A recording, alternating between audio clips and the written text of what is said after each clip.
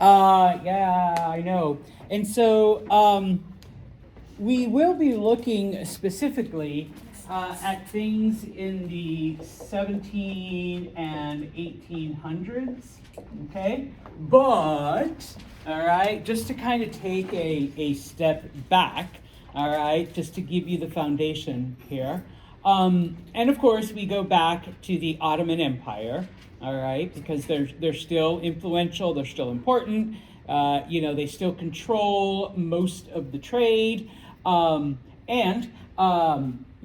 they have conquered a good portion of the Mediterranean. So not only other Muslims, but other groups of Muslims, non-Turkish. But they have also conquered parts of Europe, parts of Africa, and so they have all kinds of peoples within their borders. Now, remember that for the most part, all right, the Ottomans allowed these different groups to continue to practice their beliefs, to continue to practice their ideals. Okay, and so from all of the Muslim countries, during this time period, the Ottomans are considered the most diverse and the most tolerant when it comes to those things.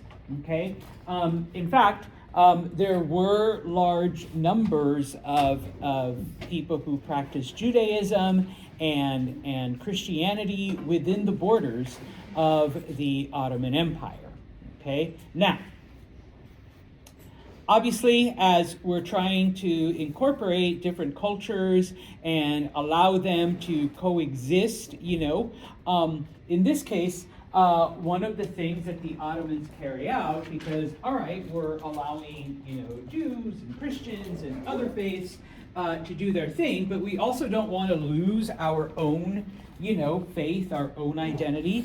And so one of the things that they develop is a very complex and sophisticated educational system which addresses the various needs of these different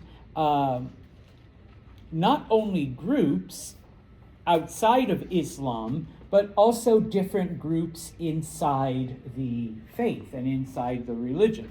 All right, and I know, we've talked about, different types of Christianity, and we've talked about different types of whatever. And yeah, just like any other faith, just like any other philosophy, you do have, in fact, different branches and different, ways and different ideas within Islam. Okay, now, the schools that they develop for the various people, okay, if people want to become either government officials, work within the civil authorities, or become military, okay, there is a school system and a school program that would lead you into that, okay? The ulama refers to legal and a more religious foundation, okay, if you want to, because, going back, despite its diversity, despite its openness, the Ottomans, the predominant religion is still Islam, and a lot of their laws and a lot of their traditions are still very theocratic. So if you want to work within the justice system, you do need a foundation in religion, okay? And then we see the rise of a new group known as the Sufis.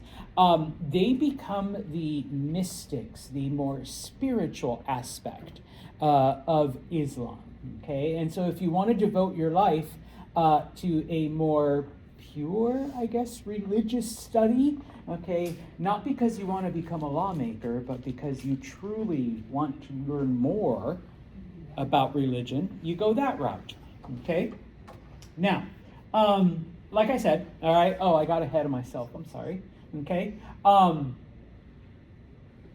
If you want to be an administrator, okay, if you want to work within the government, okay, there were schools that basically taught you how to be an administrator, how to be a military person, how, taught you leadership skills, public speaking, like that kind of things that would prepare you for that kind of career.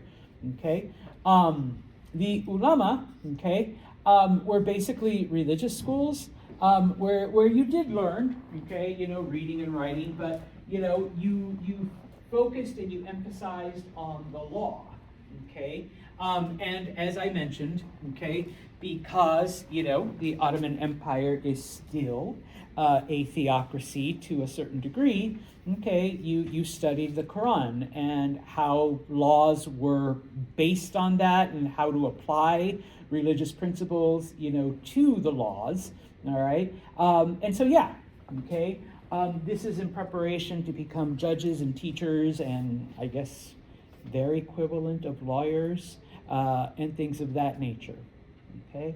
And then finally, like I said, if you did want to study religion, but you're not going to become a lawmaker, you're not going to become a judge, you're not going to, you want the pure religion, you want the spiritual stuff, not the practical stuff, okay, then, you entered, a school that would prepare you for the Sufi orders, okay? You prepared by studying, the spiritual aspects, not necessarily the practical ones, all right?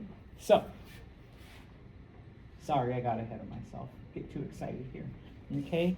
Now, once again,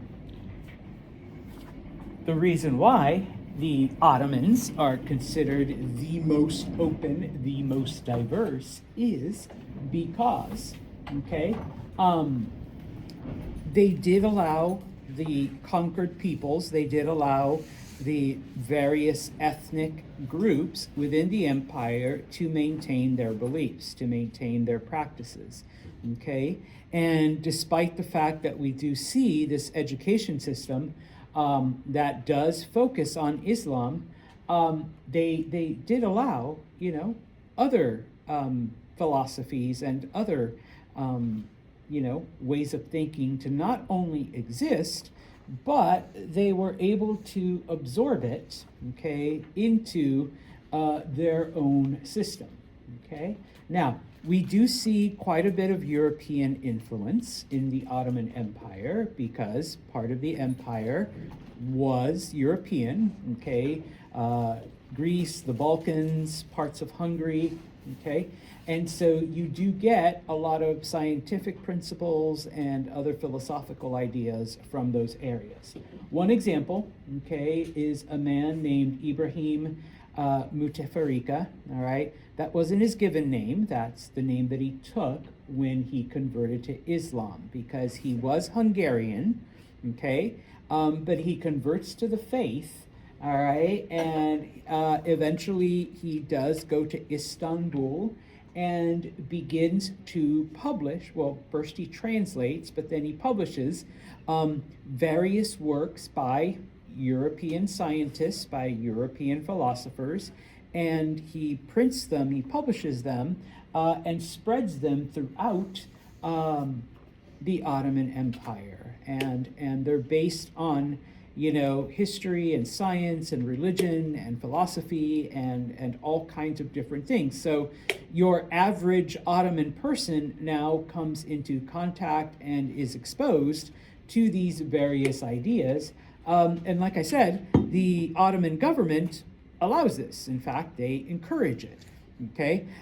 So, this allows these ideas then to spread. I just put some examples, the various philosophies and theories of Copernicus and Galileo. They were, Europeans who first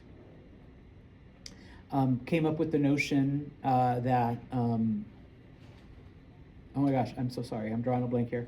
The Earth revolved around the sun, okay, and not the other way around, okay? Descartes is a French mathematician, but he was also a philosopher, and so many of his ideas, not just on math, but on other things, were published within the Ottoman Empire, okay? Because they were so close to Italy and Italian art from the Renaissance had affected, parts of Austria and Hungary and whatnot, we begin to see a shift in Ottoman painting and Ottoman painting styles. They had adopted the Byzantine, okay, artistic style when they took over Constantinople. But by now, by the late 16 and into the 1700s, we begin to see them now adopting the Italian style, the Italian Renaissance, portrait painting and other things like that, okay? It now becomes a part of the Ottoman style, okay? When it came to architecture, this doesn't change. The architecture remains strictly Muslim, okay? Strictly, influenced by the faith, okay? And so by the 1700s, we see that the Ottoman Empire has achieved a level of wealth and stability and prosperity that is unmatched, okay, in its previous history. And honestly, this is like the peak of Ottoman power, because it will eventually begin its slow and gradual decline until 1917, when it completely disappears, okay? But it's a nice trip, all right, downhill, all right? Now, in the 1720s, we see what is called the Tulip period, okay? I know, it's a nice thing here. The tulip, for whatever reason, became a symbol of wealth and a symbol of high status. The elite in Ottoman society had tulips painted in their homes and sewn and etched into their clothing, and it was just like everywhere, and things were designed like a tulip. It went around, and we see that in their building and architecture. But and we call it the tulip period because, number one, yeah, that was predominant, but your average person during this time had gotten so wealthy because the Ottoman Empire was, in fact, so successful, okay, that even your average, quote unquote, average person could afford clothing with tulips on it, could afford tulip paintings on their wall, could afford carpets with tulips on it, okay? And so, this was a sign of success and whatnot, okay? In addition, it is during the tulip period that many of the things that beforehand had been considered luxuries were now available to a majority of the people, okay? Specifically, lemons, citrus, the availability. We take it for granted that everyone has citrus fruits, that you can just walk down to Hannaford's and grab a bunch and you're good to go. But in the past, it was an exclusive thing. It was a rare thing. It was something that only the wealthy either had access to or could afford. But during vitamin C from scurvy is when you're some disease, and I know nobody's seen it in hundreds of years because and even if you don't eat fruit, you take vitamin C supplements and there you go, type of thing, okay? The one that I find the most fascinating is coffee. Coffee was considered a luxury item until the Ottomans were able to, were so wealthy, so successful that amongst your daily average class in the Ottoman Empire, they could afford it. And so pretty soon coffee becomes an expectation as opposed to a luxury item, okay? FYI, ladies, if your husband did not provide you enough coffee, you could divorce him legally. That was grounds for divorce in the Ottoman Empire during the Tulip period. That's how important coffee became. All right? It's like, why are you leaving, Why are you leaving your husband, Mackenzie? Not enough coffee. All right, not enough coffee. I ask him for a latte, and no, once a week. No, I need it every morning. And yeah, okay, so I mean, nowadays to us, it's like, yeah, I just pull up to Dunkin', whatever. But once upon a time, coffee was a luxury. Okay, as I have my big, like, 20-ounce thing ready to be drunk. Okay, so let's leave the Ottomans alone again for a little bit and look at the Persians. Okay, remember, Persia has existed for hundreds and if not thousands of years. Yes, they do change after their conquest by Alexander, and they do change after being exposed to the Greeks, to the Romans, to other groups. Okay, groups have come in, groups have intermarried, groups have blended, but through it all, okay, basic Persian culture has survived. Okay, they've adopted, okay, other, beliefs and systems, and other groups have adopted Persian ideals. And the Safavid Persians from 1501 to 1722, okay, they basically still maintain a lot of the Persian ideals, but they are Muslim now, okay? They have left the old Persian religions, okay? They were, in fact, followers of the Shiite branch of Islam, okay? Remember that Shia is the smaller of the two divisions, all right? You have Sunni Islam and you have Shiite Islam. And so Persia becomes a place where you do see Shiite Muslims, okay, flourishing. And the king, let's say, of Persia at this time is the Shah, okay? Now, just as an FYI, we see this title again in the 1950s with the overthrow of the democratically elected government, and so the person who is installed takes the title of Shah, going back to the Safavid Empire, okay, type of thing, all right? Now, a couple of things about Safavid Persia. Number one, they believed that people should have access to their rulers, to their leaders. They didn't want to see an empire where, the king was isolated, the Shah, was not aware of what was happening amongst his people. And so many of the palaces were open to the public, okay? If you think this is weird, it really isn't like all that much. Even in the United States, average people could access the White House up until like the 1870s, like type of thing. You had an issue with the president, you just walked on in and told him, basically. All right. It isn't until they started, assassinating them, that okay, like maybe we should like provide some security and not let everyone in. Yeah.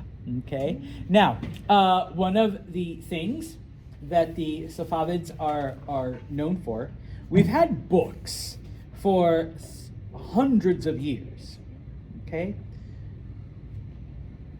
But they are the first to mass publish illustrated books with pictures, not just words, okay? Because if you're going to tell a story, yeah, I know, let your imagination think of whatever, but every now and then your imagination needs a little bit of help, all right? And so the first one published is known as the King's Book of Kings, which basically, in this case, does in fact provide illustrations of the rulers. Okay, yeah, which, I mean, I could talk to you all I want. Once again, I'm just going to throw out King Henry VIII because we've talked about him recently. And yeah, like he loved his women and he loved his wives and, he wanted a son and he kept getting married and, whatever. And he did the church and blah, blah, blah. But until I show you, like everybody knows, the big fat King Henry VIII holding a turkey leg, yeah, that the big beard, that's the one people remember. That's what people think of.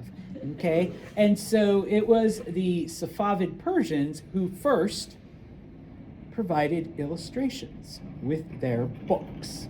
Okay, now that's not to say that there weren't pictures in other books before, but those were kind of like a unique thing, because remember, everything was done by hand.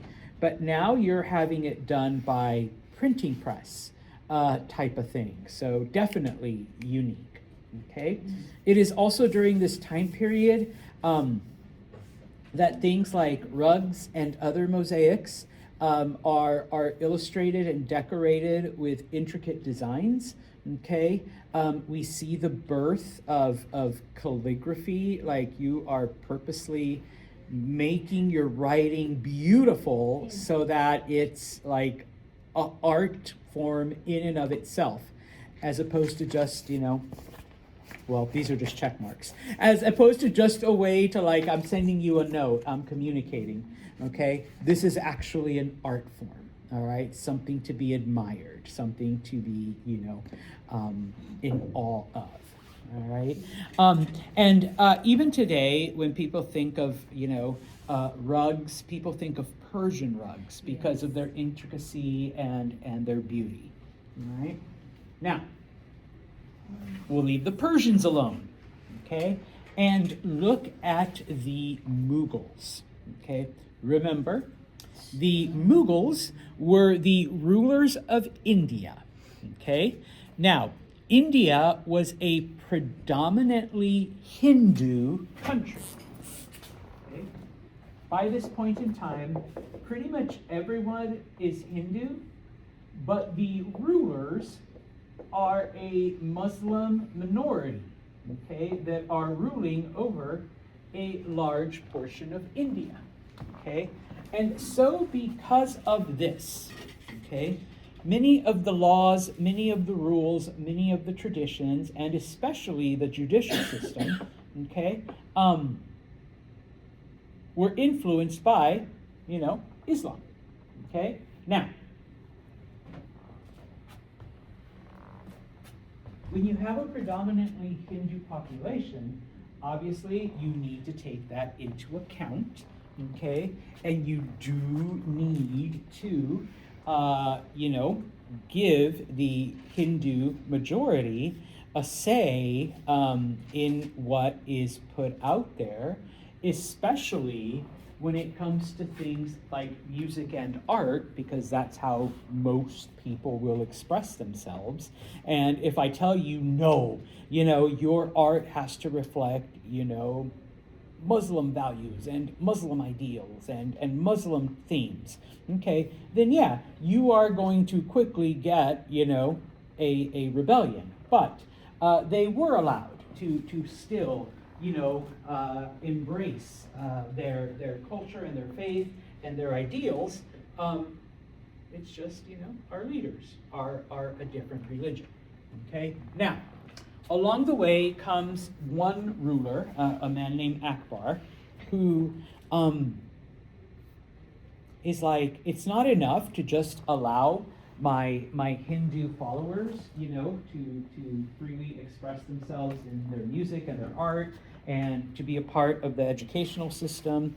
No, we need to, maybe absorb part of that into our traditions, okay? And so that they see that yes, we really do want to be a part of your culture and whatnot. And so we begin to see the formation in India, all right, not everywhere yet, but in India, of a slightly more liberal form of Islam, okay? And this, of course, begins to grow and advance and spread amongst people, okay? Because even amongst the Mughals, remember, they're still Indian. They've just converted to Islam. And so it's kind of like, okay, I can bring a little bit of my cultural tradition and make it a part of my religious tradition. Okay, and I can blend the two. Thank you, Akbar, for allowing us to do this.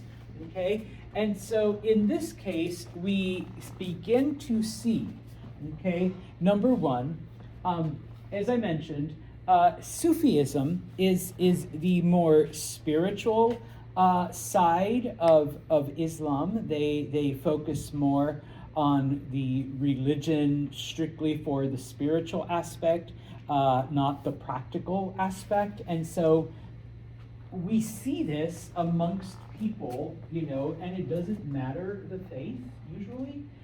The ones that are more interested in the pure, belief tend to be a little bit more liberal, okay? Because, I'm going to help the hungry. I'm going to help the homeless because that's what being a good person is about, as opposed to, Merkel or, whatever, okay, type of thing. And so in this case, we see that it's the Sufis that become the more, proponents of this liberal Islam.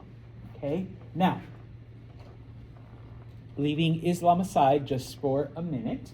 Okay, amongst the majority Hindu population, we also begin to see a division. Okay. All religious groups, all philosophies begin to spread out and have different ways of doing things.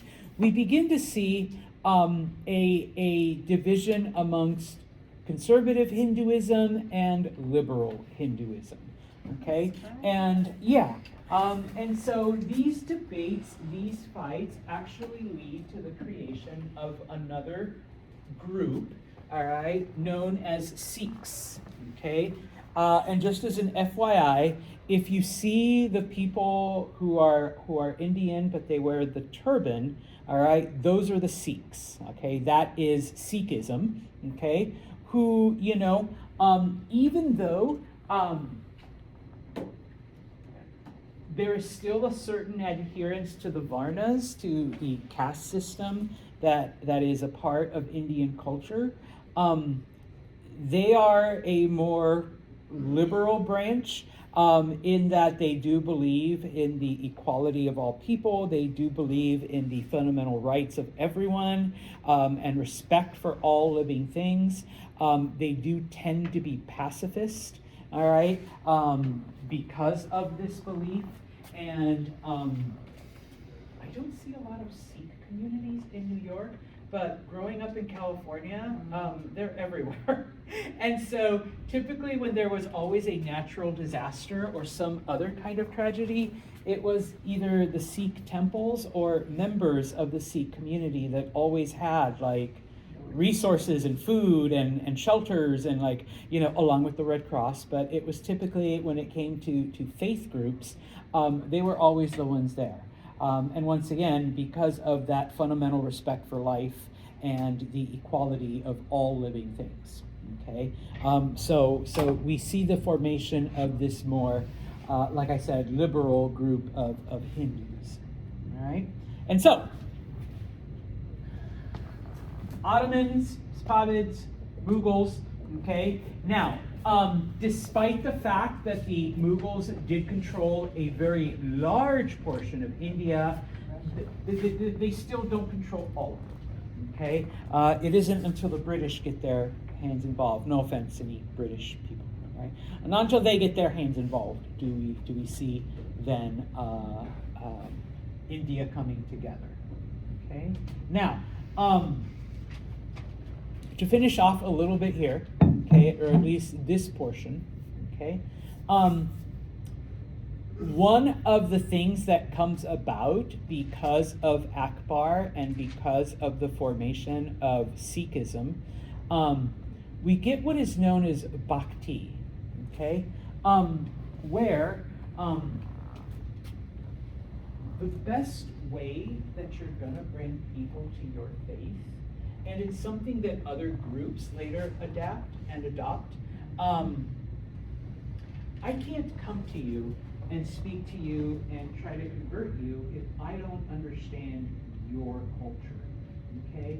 And so what the Bhakti movement does is, number one, it teaches people the language of the culture that you're trying to convert, okay? Because in this way, you're the one that's showing, that you are making an effort.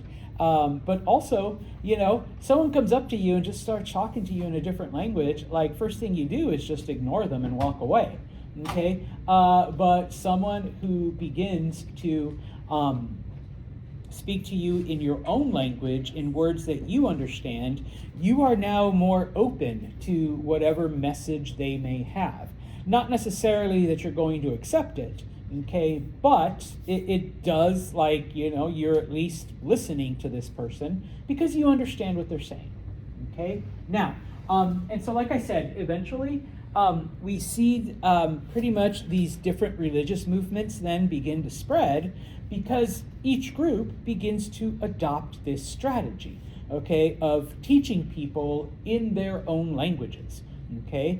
And yeah, we still see it today, all right, when it comes to certain things, okay? Now, within the Mughal Empire, okay, we begin to see also the influence of not just Indian culture, but because the rulers are in fact Muslim, they are influenced by the other Muslim states that exist, namely the Ottomans and the Persians. They are the two largest, okay? And so little by little, we begin to see the effect that these two cultures have on India, okay?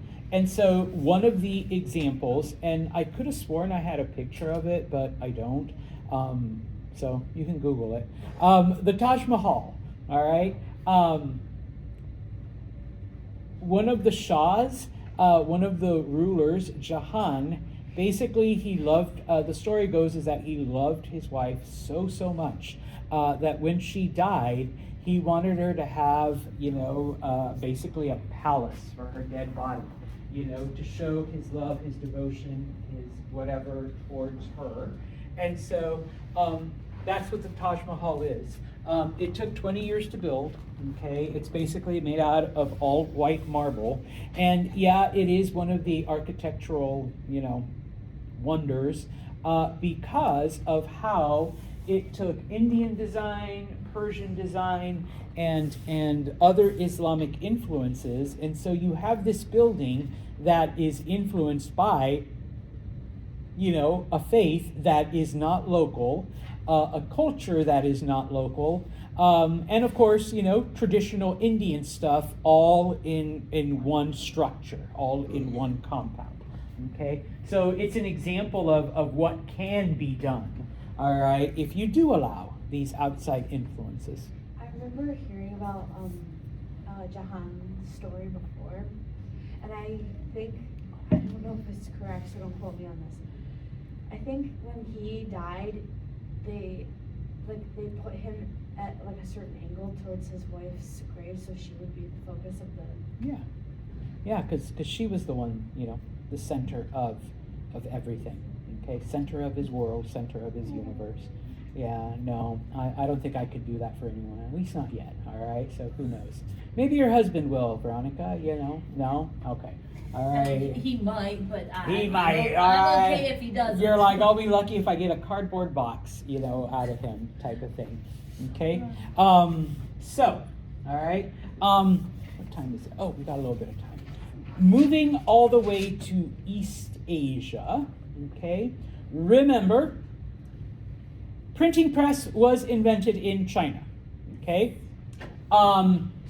Gutenberg improved it by adding movable type, okay? Because the original Chinese invention was carved blocks of wood. So once you carved it, that's it. That's the only thing you can print, okay?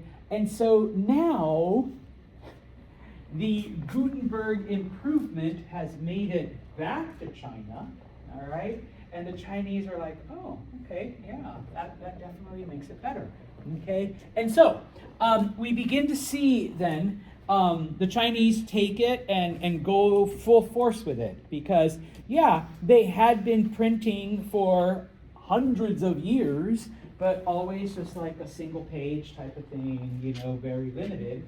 But now that they have the technology to be able to, change the type quickly, yeah. Oh, and of course, paper, the idea of, taking old fabric and, making cheap, inexpensive paper, so that by the time Europeans arrive, in mass, okay, the Chinese have accumulated and have, a quite extensive, book system already in place. And so, yes, Europeans were like, whoa, it's like, you guys have books and writing and libraries? And it's kind of like, idiot, we're the ones who invented the shit. I mean, okay, you guys perfected it, all right, you guys improved it, but we're the ones who invented it, we're the ones who came up with it. Okay, and we've been doing this for a while. Okay, now one of the biggest things, okay, because if you recall from our previous chapters, it is the Chinese who basically came up with civil service exams. The idea that if you want to work for the government, you have to show your worth, you have to show that you're qualified, and in order to do that, there is a test. Okay, and it doesn't matter if you come from the lower classes or if you come from the upper classes, and this is all part of Confucianism. Everybody has access to education, if that's what you want. Bless you. And part of that education, of course, is the things that will qualify you to work for the government. Okay, now, we have a system by which we can print whatever we want. And so what people begin to do is they begin to print guides on how to take these exams, on how to improve. Because once you pass the test, you are set, okay, for life, all right? You become someone of importance, okay, and influence, all right? And so in this case, we begin to see, and I think we still get that, the complaint that, no, but see, Michaela really isn't learning anything. She's just learning how to take the test, all right, and how to beat the test, okay? Is Michaela really learning stuff, all right, type of thing, okay? Now, the other thing that we see, okay, is an increase in female authors in China. All right, which becomes, as always, such a concern to the leadership, such a concern to the government. Okay, yeah, and so we begin to see almost immediately, all right, pushback so that women are kept like on the fringes. Women are kept, from doing too much publishing. All right, if you want to publish something, Mac, about how to keep your house clean, great. All right, but if you want to publish, the world's first science fiction story, Frankenstein, then no, okay, like type of thing. She had to write that under her husband's name at first. It wasn't until years later that we discovered, oh wait, it was actually Mary who wrote it, not her husband Byron. All right, especially with a name like Byron. It was his wife who wrote it, Oh, and she was only 18. If you've never read the original Frankenstein, that was the mind of an 18-year-old girl. All right, I know. So, but we're talking about China, sorry. And so in this case, though, the Chinese government begins to impose all kinds of restrictions on what women can do. And in this case, try to reinforce social norms that would keep women, cook, clean, make babies, okay, type of thing. And I have a friend who's like, isn't that though what any society has done? Like pushing back against any woman who decides, hey, I want to do this, I want to do that. Okay, and it's only in recent times that we begin to find out that, oh, hey, what do you know? The people who ran and calculated and saved a lot of the space program weren't those scientists that you see in the movies, but it was the women who were working in the basement.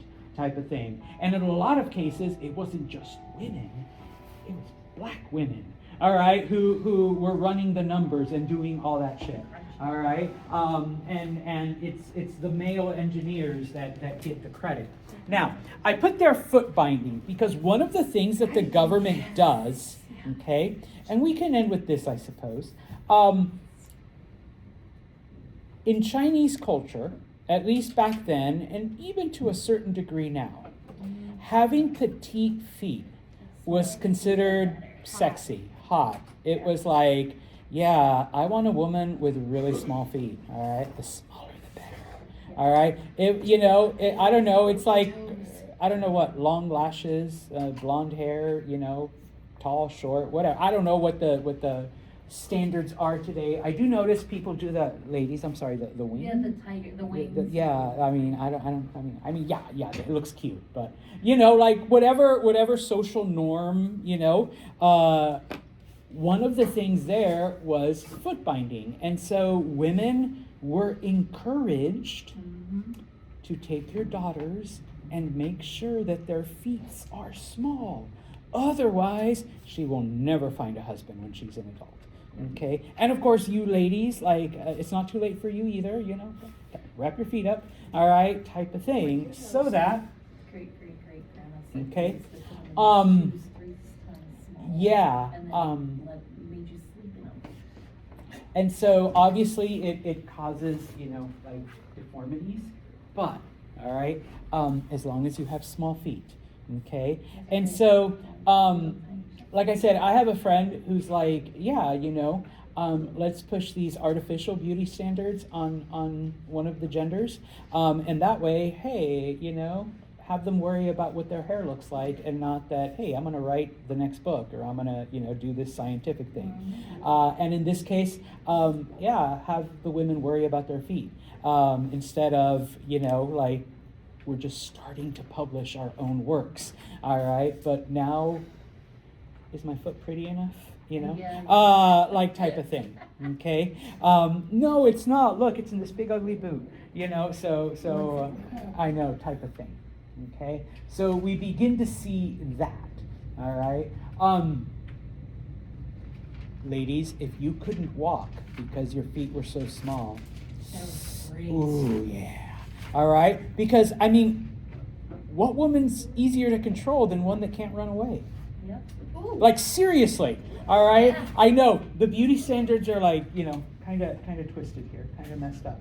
Okay, I'm going to stop right here. But the thing that it does remind me of, it's a little bit different. Amongst the Maya, for whatever reason, they thought having a flat forehead was considered attractive. And so as babies, and it didn't matter if you were male or female, they would tie a board to your forehead to try to flatten it so that you had a flat forehead. And so that was considered, like, ladies, you saw a guy with a flat forehead, you're like, oh my God, wow, that's so flat, And guys, you saw a woman with a flat forehead, and it's like, oh yeah, she's hot. All right, check out that forehead. All right, ooh, look, it's almost a 5 head. All right, that is like, 4. Yeah. Okay, so that was a thing amongst the Maya. All right, so yeah. In some countries in Africa, it was